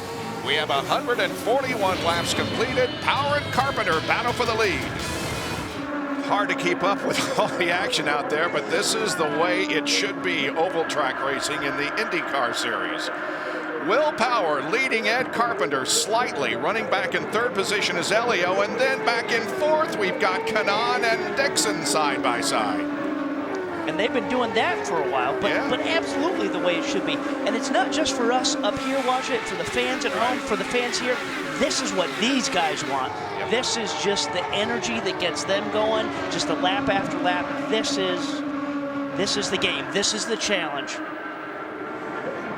Now, of course, we saw earlier where Scott Dixon had to correct a jump start. If we stop it right here, you can see there is a mark on the wall right here. That's the restart mark. So go ahead and let it roll. And you can see that Scott Dixon got there before the restart mark on the wall. That's also something they can do electronically. You'll notice he backs off and lets Carpenter go by, but later they wanted Castro Neves to go by also, so he had to correct that. Remember, Will Power, who's in the front, did not make a pit stop when we had that caution period, so he's going to need one before long. Yeah, I would think he last pitted on lap 101. And so he can go to 159, so he's got 10 laps in the bag, and he'll have to hit pit road. Lindy. I'm being told Will Power plans to come in and pit guys on lap 155. All right. Which is still it will get him to the end, but he'll have a full fuel fill, whereas other people, if they pit later, will have faster pit stops. But he still improved his track position. Still a great move. I still like the move. Yeah. I mean, all you're talking for him to do a full fuel versus other guys is 1 second. Now Ed Carpenter is falling back into the clutches of Elio. Well, and maybe for a reason here is Power. He's running light on fuel. He's trying to gas it as quick as he can just to give himself a little bit of that gap, with him knowing that he has to be, you know, coming in the next 4 or 5 laps. He's doing everything he can just to eke out that little bit that can make the difference. We know that Ryan Briscoe so far is the leader, at least what we had graphically, for in and out laps, and so he's got to, they'll be doing cheerleading, saying, okay, Ryan has set the mark, show us what you can do. Yeah, and remember, in power for being part-time this year with Penske, remember how challenging it is when you come off that 14-degree banking onto the flat in turn 3 and having to challenge yourself there but not make a mistake. It's tough. The other issue is that if he pits when no one else does, he doesn't have a very good pit selection, because where he is in the points, it's all ranked by points. So he actually doesn't want to pit at the same lap as everyone else because he gets stuck in the traffic. So he'll pit all on his own, and that pit position makes not as much difference. Yeah, he's going to have a clear box getting in and a clear box getting out. We have had 5 leaders and 14 lead changes. 23 lead changes, the most we ever saw at this racetrack. The average speed right now is 198.6 miles an hour with the caution. Ed Carpenter has been among the leaders, and it's only the 3rd race that Ed has led in his IndyCar career. 3 laps last year at Indy, 1 lap this year at Texas, and here tonight. And talking about power, just laying down some laps, he almost ran a full mile an hour faster than Carpenter that time. And look at that. There is Will Powers, guys, setting it out. Yep. Getting the tires ready. And will he go down? Yeah, yes. Looks like he's down under the line. Right there is where that tough area is. He's on the flats. It's dusty and dirty there. It's even a little darker as you come down through there. And there's no speed limit until you see the bright green cones, which come right there. Nice and easy, nice and easy. Next pit. 3, 2, 1. Hit your mark, hit your mark. Will Power out with a mechanical issue in last year's race here. A different story this time. He says this car feels perfect. Okay, he has asked for no changes, just fuel and tires, and he is out in 9.8. Reset fuel, reset fuel, reset fuel. So Power is good to the end of this race there. It took a little bit longer, 9.87 seconds. Not real long, but they had to get that thing full of fuel. And that will be the difference. You probably see some 6- and 7-second pit stops by the leaders when they pit, which is why they decided to pit under yellow earlier. Yep. So they got more fuel in the tank when they come in for that last stop. Part of the strategy in the games. As the rule changes made for better racing, well, we've had a total lead change for the year before tonight of 74 lead changes in all the races. That's an average of 6.7 per race. We have had 15 lead changes tonight. Most of them have come under green flag racing conditions. And Ed Carpenter out in front. Looking to our list, he's used his overtake button 11 times, so he's still got some left. Tony Kanaan working with Ryan Briscoe for 3rd. This is what it's supposed to be, Bob. Yep. Right here. This is what we've been waiting for. Great. and we really got to commend the track. The drivers have been able to run 2 and 3 wide here. So it was very, very bumpy before. They did a great job only a couple weeks ago grading this track and taking some of the bumps away to give us this type of side-by-side racing. Now, when Will Power came into the pits, you heard on the radio John Erickson say, next pit, next pit. That's because Sarah Fisher, also a yellow crew, Dollar General, was set out. He had to quickly make a juke, change it. Remember, Will Power not driving every single race. Yep. You see yellow fire suits, you're like, that's going to be me. Don't you think that's funny? You just had made the point of saying, hey, isn't this great for him? He's going to come in when there's nobody else out there, so it's an easy in and an easy out. And it could have been any other car down pit road, but no, Sarah Fisher on the Dollar General yellow that looks like the Penske truck yellow. Oh, man. Ed Carpenter has a 1/10 of a second advantage on Helio Castroneves. Kanaan is 3rd, Briscoe 4th, and Graham Rahal at Kentucky Speedway. Versus wants you to decide who is the toughest athlete. Is it Lance Armstrong, who had 7 Tour de France titles? Michael Phelps with 14 Olympic golds? Iron Mike Tyson's 44 knockouts? Or Miguel Torres' 5-year unbeaten streak? Well, it's up to you. Define tough and log on to Versus.com to cast your vote for the toughest athlete. At Kentucky Speedway, 167 laps completed. Ed Carpenter leads Elio Castroneves, Tony Kanaan, Ryan Briscoe, and Graham Rahal, but positions are changing as we speak. And Dario just went by his teammate Dixon, so Dario all of a sudden, who was struggling as a fast car. And carrying that momentum by that guy right there, Graham Rahal. You know, when we were just on board with Dario looking up at Dixon, and you pointed out, you know, you're like, look, he's starting to wiggle around a little bit. So obviously he's lost a little bit of that happy balance. You know, he'll get it back, but it can change quick. Kevin Lee. A lot of it's going to come down to this final pit stop and how quick they are. And keep in mind that some teams are going to do a short fill, probably around 175 to 180. Ed Carpenter's coming in, by the way, in about 6 laps, and expect many teams to go without tires. Now, some went without tires in the last stop, so they're probably going to need them. I don't think you can go 100 laps on one step, but Carpenter is definitely one that is going to go without tires on the final stop. These are his 5th laps and mounting led in his career. 4 laps led in his IndyCar Series career going into this one, and he has finished 5th 3 different times. Great night for Carpenter, and the crowd is growing here in the 20 pits. And Kevin, I just did the calculation while you're talking. If they stop in the next 3 or so laps, you're only going to need 3.7 seconds worth of fuel. So therefore, it's all going to come down to changing tires, or maybe at 3.7 seconds you don't bother, and you just take a splash and go. Exactly, and that's what Carpenter's thinking. They're not going to take tires, but we know one guy that's going to have to take tires is Elio, because he just did a splash and go last time. He didn't take tires. Well, unless you think, like Kevin said, unless you want to run the whole thing. No question about it. Firestone makes a tire from the beginning of its life to the end of it an incredibly consistent tire. So at 30 laps to go, you'll need 13.1 gallons. And every lap that you do longer than that shortens that pit stop. Again, under 4 seconds of fuel. The Menards Vision Group laid out for Ed, but he continues to be at speed on the racetrack, completing 173 laps now. Great to see him leading this pack around Kentucky. Ed has stretched his advantage to over a second, which is huge compared to what we've seen tonight. Graham Rahal is having a great race tonight.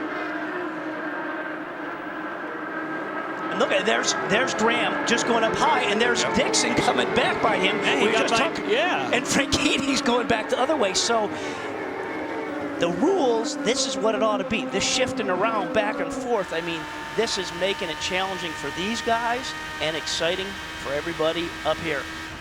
The top 8 are running right together on the That's racetrack. it. Keep bringing her. Keep bringing her. Carpenter pits. Attaboy, around the corner here. Watch your speed right here. Pit in. Okay, you're gonna have a wide open in. We're gonna be going on tires. It's not a full fill. 5, 4, 3, 2, 1, in. It's likely the most important pit stop of Ed Carpenter's IndyCar Series career. They are going to change tires, but it's a short fill, and under 7 seconds, Carpenter is back out and hoping that this race stays green. Kanaan is pitting. What a great stop, and you heard him say, we're going to go off the tires. So as soon as the tires are done, he was out of there. This is Tony Kanaan's 7th time at this track. He won here from pole position 2 years ago. I am told he will get no changes to this car. He is just getting tire and fuel, and as we see, they're not making any adjustments to the front or rear wing, and he will be out of here in just 7 seconds. So someone is going to roll the dice and just take fuel, because you're going to save yourself about 3 seconds if you don't, because every lap that ticks off, you need less ethanol to go into the car. And don't forget how challenging it is, as we just saw Kanaan go out of pit out, and there he just merged up. He's on cold tires that I have no temperature and pressure on them, and that's a challenge. Here comes both Penske cars. Well, Scott Dixon just took off just a moment ago. They had tires set out, but that was just a fake out. They just dabbed in fuel. Now both Penske cars again. The tires are set out as Dan Weldon pulls out at the front, so they're going to have a clean shot at it. But both Ryan Briscoe will be in front of Elio Castroneves. And they are set up to change tires on Briscoe. You knew Castroneves had to do it. I asked Tim Cindric about it. I said, you can't stretch them anymore, can you? He said, no way. Briscoe's out and just followed shortly by number 3 of Castroneves. Robbie, I think, I'm not certain, but I think Briscoe might have caught the air hose of his teammate. It's worth taking that when he came in and made that tight turn, I saw a little boom, boom, and that was either just a little bit of the concrete or he might have caught that air hose. Of course, that, if they saw it, if they saw it, could be possible penalty. But here's what we want to see. This is green stop action. So where's everybody going to cycle on back out on the track right now? Danica Patrick has not pitted, so she's shown as the leader right now. Danica Patrick is the leader. And now Ed Carpenter reassumes the lead. Carpenter, Kanaan, first and second. There they are. That's how close it is for the lead. And we have a little more than 20 laps to go in this Kentucky Indy 300. Stay with us for IndyCar Nonstop on Versus. Welcome back to Kentucky. Look at this. They're the first four running right together on the racetrack. It's Carpenter and Kanaan leading Dixon and Briscoe. So now the game has changed a little bit. We got 15 laps to go. So where do you want to be with 1 lap to go? Yeah. Where are you strong? Where's Kanaan strong? Where's Carpenter? Where's he strong? You want to sort things out, and now you want to play the game to say, where do I have to be when that white flag drops? Do I got to be in the lead, or do I want to be 1 back, or 2 back, or on the high side, low side?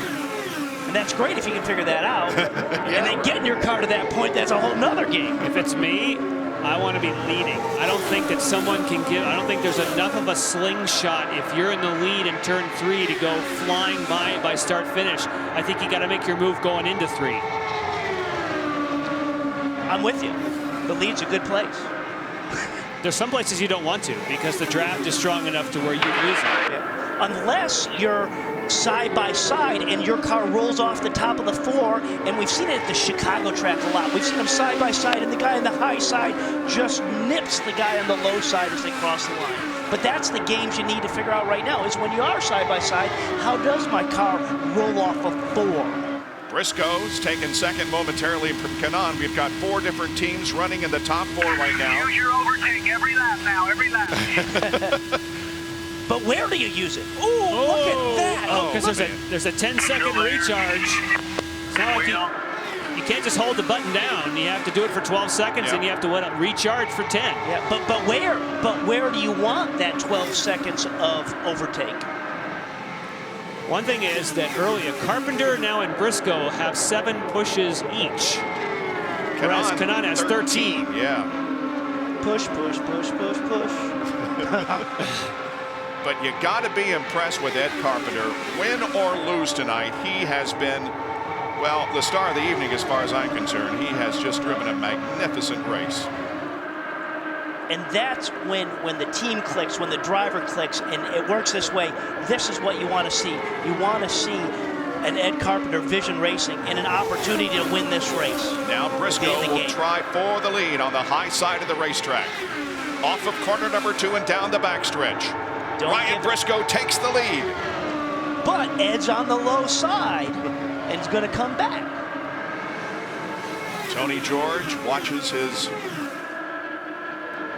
stepson. Wouldn't that be something that, after being relieved of his position at the Indianapolis Motor Speedway, he said he's putting all his focus on Vision Racing, and now you've got a chance to win this thing, duking it out with Team Penske and Andretti Green Racing. That's the way you want to do it. That's good stuff.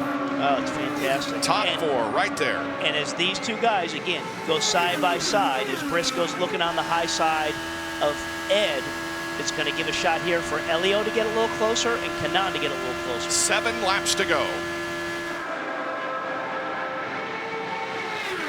Wow. Carpenter and Briscoe.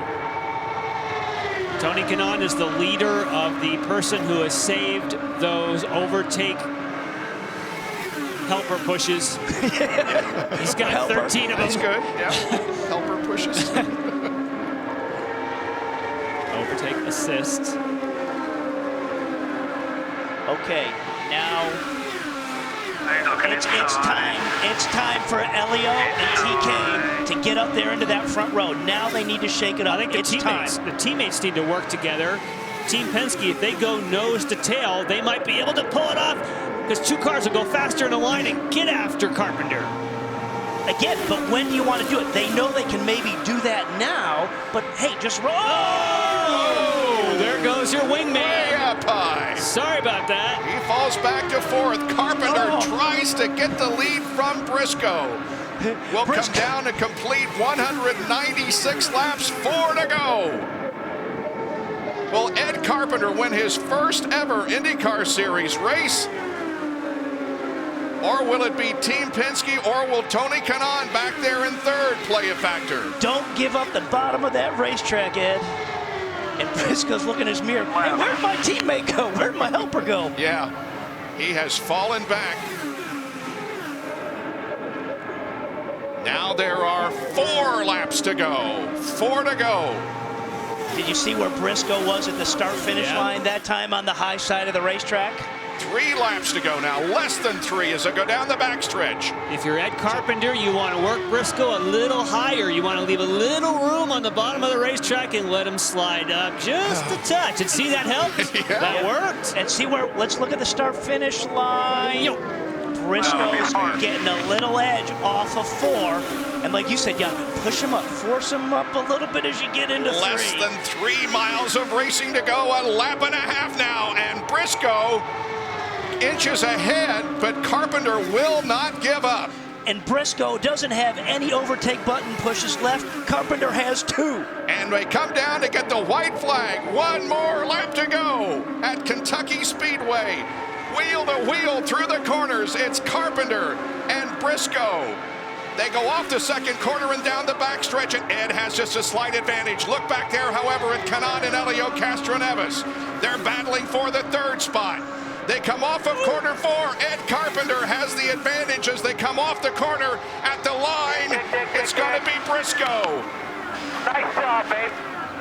Wow. Great job, Ed. Great job, Briscoe, setting that up. Man. Sir Jackie Stewart, what do you think of that kind of racing? Robbie Floyd. Safe to say, pretty exuberant pit crew you have here. Did you think when you ran out of those push to pass, do you think that Ed might be able to get you? Well, I think, you know, we really had a good run there, and Briscoe just drove side by side, and both guys were professional. They gave each other a lot of room, and I take my hat off to Carpenter. What a great job. And of course, Briscoe needed this one. He's been second, so great day for us. It's been a long time since St. Pete, hasn't it? That's a great day. Kevin Lee. Ed Carpenter's wife, Heather, is here. You must be very proud right now. What were these final 20 or 30 laps like for you? It was very nerve-wracking. I'm so proud of him. He deserved that. It's a long time coming, and I'm so glad it's here. What a story. What a story for Ed Carpenter and the Vision Racing team. A second place finish, best ever for this team. The fireworks are going off, and Ed Carpenter has pulled into the pit area, and man, he has a lot to be proud of tonight.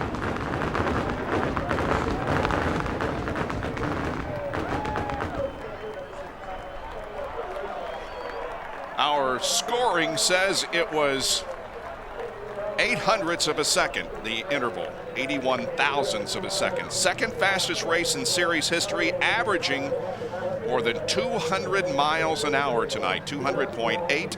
Fastest ever was 207.1 at Fontana. There's Ryan Briscoe. He has won here at Kentucky in an absolutely incredible evening of IndyCar racing. We'll be right back on Versus. Well, we can all breathe a sigh of relief because the race is over, but it was exciting. The Izod Victory Lane interview with Lindy Thaxton is with Ryan Briscoe. Ryan Briscoe now the points leader, ahead of Scott Dixon by 8, ahead of Dario Franchitti by 11. Lots of cheers from the crowd here, and as we heard Roger Penske say, Ryan really wanted this. He has been second. Ryan, come on over here. Talk about how tough those last couple laps were. That was tough. Tell you what, I don't know if I was imagining it or Ed Carpenter's line was getting wider and wider every lap, but I knew that it looked like every lap I'd get the edge on him across the start finish. So Roger was in my ear too. He was just saying, just keep what you're doing. You're getting better off turn 4. It was getting harder and harder because Ed was getting wider and wider. But Unbelievable. That was a fun race. That was... Yeah, and as we're taking a look at that entire final last lap, talk about how these new options played into your race. Yeah, I don't know. I mean, if it's for the options, I think it clearly made for some good racing tonight. I got into trouble a couple of times, went wide off 4, dropped back, but it was great because I was able to come to the front again, make some passes. There was a lot of racing out there, so pretty intense. Did you use the overtake assist a lot? Yeah, I was using it as much as I could. I was looking at my lights on my dash more than anything the last few laps there, making sure I was trying to get everything out of it. I might have had a few left still, but I could tell when Ed was using it too, and it's a bit of give and take. You're taking a look right there at that finish. What's going through your mind right at that point? 50 points, baby. That's it. Ryan Briscoe, congratulations. Thank you. Kevin? Ed Carpenter has his best finish in the IndyCar series as we feel a few raindrops start to fall. Were you thinking about rain at all after that last stop? Yeah, once we cycled through in the lead after the last stop, I was ready for rain or whatever, but just trying to run as hard as I could, stay up front. Just have to thank my mom and Tony for giving me this opportunity, and Menards, Johns Manville, Lilly, Cardio Check, everyone that's involved, William Rast, for the races they've been on with us. It's been a tough year, and I was hoping this was going to be a breakout race, try to get our season turned around for the rest of the season, and could have just asked for one spot better is all. Take me through the battle with Briscoe. You said on the radio, I never thought I'd be this close to one of the Penske cars. Yeah, it was fun on a mile and a half running that close to a Penske car, and we ran side by side. I'm not sure how many laps there at the end of the race, and he was pretty much beating me to the line every time. There was a couple times where I beat him to the line, and I was playing with my push to pass, trying to time it just to somehow beat him to the line. I actually used my last push to pass on the last lap, so I managed those fairly well. But I was trying to run him wide, make him go the long way around, just to make it a little harder. And he was trying to pinch me down. Neither of us were going to lift, and it was close. It was close. Hopefully we can get that next super speedway. What's this do for Vision Racing? It's great. We've had a tough year. Last year at these mile and a halves, we ran the top 5 pretty much all of them, and this year we just haven't had it going. And we got our heads together. Going into this, we did a tire test at Chicago a couple months ago, and we've really been looking forward to this race and the schedule. But it's just good. The guys did such a good job in the pits for me today. They were as perfect as they could be. Just to stay on pace through pit cycles and green flag stops with Penske and Ganassi. The guys should be very proud of themselves. They did a good job, and it's just great for morale. I've always known I can win one of these and getting that close. Now I absolutely positively know I can win one of these races. You were one of the drivers that was very honest and said we need to do something to improve the racing. Safe to say this worked out pretty well? I hope the fans enjoyed it. I had fun anyway. I don't know how much was going on behind me, but my car was handling so well today, and I could put it anywhere. It was great on restarts, and hopefully everyone enjoyed the show. There's more side-by-side racing than we had at any of the other mile and a half. So as soon as I saw the first bulletin that went out when they made these changes, I called Brian and thanked him because we needed it. The fans needed it. Versus needed it. Everybody that's working so hard to grow this sport. We needed to be putting on better races. So Firestone did a great job as well. The tire here was awesome. Nice job. Thanks for the show. Thanks. Bob? It was the 7th closest finish in IndyCar Series history. The margin of victory officially is .0162. That's the margin of victory that Ryan Briscoe had over Ed Carpenter. Back in a moment. Welcome back to Kentucky Speedway. Ryan Briscoe celebrating a victory here tonight with the 7th closest finish in IndyCar Series history. Let's go to Robbie Floyd, who's with TK. Tony Kanaan with his second best finish ever here. He won back in '07, but he had the best seat in the house other than out in front, TK. But you had a great seat in front. What was happening in front of you? If I was a fan, I had the best seat. But, well, I mean, they got pretty wild. 9 to go. They were measuring themselves. And 4 to go, it just got really crazy. And that's when I kind of lost ground a bit in Helio. And then I started to fight with Helio. And I did not want to get side by side with Helio because, I mean, 3rd or 4th for me right now. I mean, I just wanted it to finish, and I managed it. But it was we're getting there. I mean, the old IRL, it's back on the super speedways. Yeah, it's been a long time. I mean, it's hard to believe that back at Indy you were the series points leader. How good does it feel? That was the last time we'd seen you have a top 5. It was just before that. That's the last time we talked after the race. No, we've talked much since then. How does it feel, though, that the tiki torch was lit tonight? I mean, Robbie, it's always good. It's the morale for the team. I mean, we work really hard, and we're having a tough season. But the way I look at it, a really difficult season would be if I was out of the car watching somebody else race. So we're turning it around. Let's talk technical for all the gurus out there. You had one little problem, though, gearing just a little off. Let everybody in on it. We kind of didn't have enough time to practice, so I choose to go with a taller fifth. The night went on, and we actually gained some downforce, and my gear was we go until 10.3. 10,300, and I was at 10.1 the whole time, so I could not use the push to pass because the push to pass only works from 10.3 on, and I could not get as close as I wanted it. But I have to say, after the last 4 races, I'm okay with third. Looking good. Congratulations, Bob. Thank you. All right, thank you, Robbie. I am joined by the president of competition for the IndyCar Series, Brian Barnhart. And Brian, from our point of view, it was a great race. Tell me what your reaction is. Well, I would agree with that, Bob. I think we were very pleased with the changes and the product we saw on the racetrack tonight. I hope the fans enjoyed it because it certainly felt like the IRL was back, as Tony Kanaan just mentioned there. And, it was kind of what we expected and hoped for. And at the same time, it wasn't a surprise because they were known entities that were putting back on the race car, and the guys all did a great job on the racetrack. Can you, at this point, really digest what might have been the biggest help in terms of creating the better competition? Or was it a combination of things? I think it is a combination of the things because I'm not sure you'd ever be able to know that because not everybody used the same things. Because the tire ramps and the side pod extensions and the wheel infills are all optional, you don't know who had what on. So you couldn't pinpoint one of them. And I certainly think the push to pass, the Honda overtake button was a big help with that. I thought it was interesting listening to TK's comments with his gearing. And that's probably a byproduct of not having a lot of track time with what we had here, 75-minute session before the race began. And the guys struggled with their gearing a little bit. And I was kind of curious looking at the graphic afterwards, wondering why TK had so many pushes left on his butt. That's why. Can you tell whether or not we may make more changes, or are we good now for the rest of the year? Well, I think we're always open to it, and I think the most important thing is, again, whether it's good or bad, you don't want to make a knee-jerk reaction, and while certainly what we saw tonight was very good, it's going to be doing our due diligence, and we'll talk to the teams and the drivers and continue to get feedback from them. We're always open-minded about what we need to be doing. It certainly worked very well here at Kentucky Speedway, and we'll go back to a road course next week at Mid-Ohio and then follow up at Infineon. Then we come back to another 1.5 miles at Chicagoland.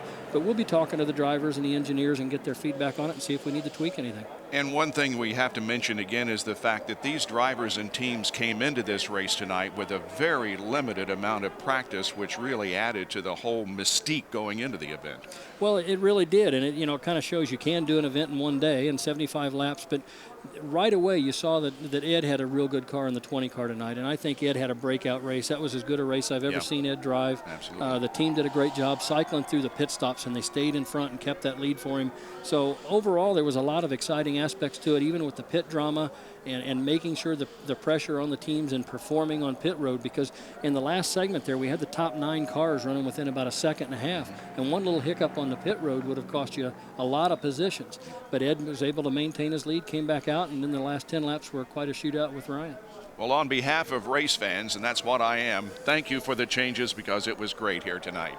We'll talk to Elio Castroneves and Graham Rahal, both of whom had very good races here tonight, when we come back to Kentucky Speedway on Versus.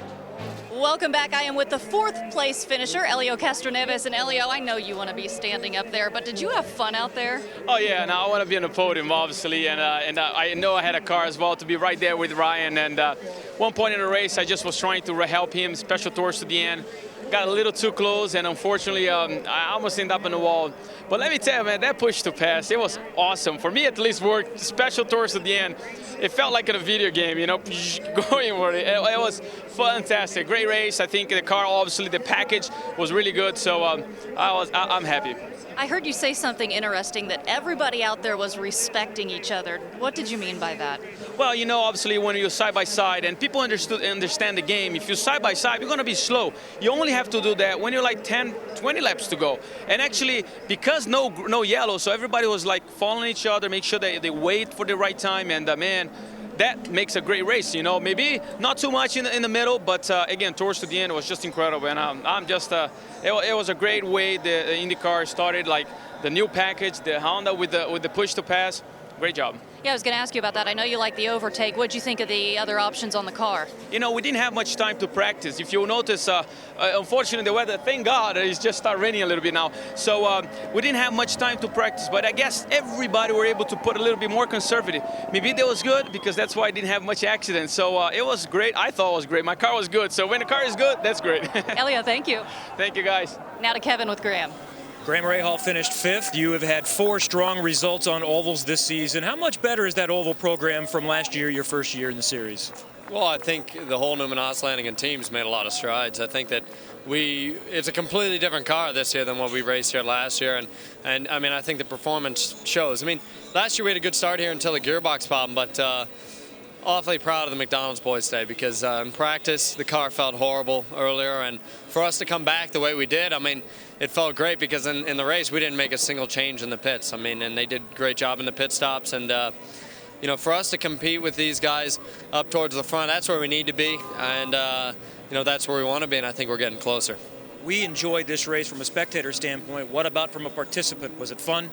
Well, I don't think that racing can get any better. I mean, people can say what they want, and I've heard all the naysayers about push to pass and all this stuff, but I'll tell you what, I came from about a second back in the last 12 laps and all push to pass every single lap, and I caught up and passed 2 guys. I passed more guys or got passed by more guys in 2 stints of this race than I have in my entire oval racing career, so I don't think racing can get any more exciting. Could you tell if it made a difference with the wicker off of the rear wing end plate? Were you able to get up behind people and find less dirty air tonight? Well, I will say the car was, I don't know if it was just our setup or what the changes that they made, but the car was much more comfortable running side by side or really close behind people, and that's what we need to do because that's what allows people to run closer. But it was a lot of fun. I mean, there was a lot of close encounters tonight, but really enjoyable, and I'm just looking forward to Chicago now. And speaking of fun, as we go to a road course next, just a little more than an hour and a half from your home, what do you think about Mid-Ohio, a place that you used to hang out when you were a kid? Yeah, Mid-Ohio is great, and I can't wait to go back because, you know, we gained some points on our competitors other than Kenan tonight. That's what we needed to do, and now we're going to a road race where we feel we can gain even more, and we're certainly really pleased with that. In Mid-Ohio being my home race, hope to have a lot of, you know, friends, family, and fans out there, so looking forward to it. Nice job. Thank you. Thank you. Graham Rahal, 5th tonight. Mid-Ohio comes up this coming Sunday or week from tomorrow at 1 Eastern Time. Here are Firestone pit performers and a few different names on that. Hideki Muto with the least total time. Will Power 2nd and Sarah Fisher also. Sarah Fisher finished in 12th position. Will Power 9th, and Hideki Muto, he finished in 13th position. We had 200 laps of racing here tonight, and it was awesome. Right from the get-go, it was side by side by 2 of the people we thought would be players. Dixon as well as Briscoe, but then the restart. This was one of the times that certainly shook everything up because Will Power didn't pit. Ed Carpenter closed the gap all of a sudden due to track position, got right up behind Will Power, changed up the whole order, some side-by-side and aggressive driving that set the stage for different pit strategies. And look at this, that's Briscoe rubbing the wall. After all that side-by-side action at the end of the race, we almost forgot that he was just a fraction of an inch away from losing this race. Will Power does go ahead and make that early pit stop as the leaders flash by. Ed Carpenter takes it right down to the last lap. You heard Ed say, I tried to push him high. Briscoe said, I tried to squeeze him low, but as long as everything stayed the same, I was gonna have the nose at the finish line because they had practiced it over and over. But who thought it'd be this close? Yeah, I don't think it was Ed saying I was trying to push him high. It was Briscoe saying, hey, Ed, you were trying to push me high. 7th closest finish in IndyCar Series history here tonight as Briscoe beats Carpenter. The owner of Vision Racing is Tony George. Here's Robbie. Now that those efforts are focused to Vision Racing, what a result. I know it could have gone one place better. Were you happy the way it finished? Yeah, I'm happy. I could be happier, but I couldn't be happier for the guys. They've worked really hard, and Ed drove a great race, and the guys did a great job on pit stops. Were flawless all night, so we had a lot of good fortune tonight. Oftentimes we have a good race going and we have some bad luck fall our way, but this felt good. It was, I think, a pretty exciting race, and the strategy was good. And like I said, the guys hit their marks all night long, and so the result, you know, about 18 thousandths of a second or whatever, hundredths of a second, whatever it was, more, and we'd have been in front. All this positive attitude, this positive vibe towards your baby, the IRL. I mean, it looks like we had that tight racing that we've grown to love. Well, I think it worked out. I hope the fans enjoyed it. I don't think most of us knew how it was going to work on the oval, but I think it worked out pretty well. I hope Ed didn't leave any on the table there, anything on the table, but we'll see how it goes next week at Mid-Ohio with the push to pass. I don't know if we'll see the same kind of action or not, but we'll see. Congratulations to yourself and everyone at Vision Racing. Great run for Tony George and the entire Vision crew as they finish in 2nd position. That's Bed's best career finish. Kanan first top 5 since Kansas in April. Ray Hall, 3rd top 5 finish on an oval this year, and Sarah equals her best finish since Iowa of 2002. Overall, guys, fun evening. Fantastic. It's back, no question about it. And I think the one key move of the whole race, or really good thing, is what Carpenter did of maintaining that lead when they came down pit road, and he held on to that. Great job for Vision Racing. And the team, we were talking about, do you take tires? Do you not take tires? The answer was you want tires, because he did hang on to Ryan Briscoe. Yep. That was a nice move. I mean, like you said, 18 thousandths of a second. You can ask for more. It was really good. Well, of course, the points changed as they have almost every time. Ryan Briscoe now with an 8-point advantage over Scott Dixon. Dario Franchitti is only 11 behind. So we have got a really tight battle for the championship right down to the final race, and we will be with you, and you will be with us all the way to the championship at Homestead Miami Speedway. Again, Ryan Briscoe was the winner here tonight by just a few thousandths of a second over Ed Carpenter, the 7th closest finish in series history. And they averaged over 200 miles an hour here tonight, making it the 2nd fastest race in IndyCar series history. The fans are leaving, I know, with a smile on their face.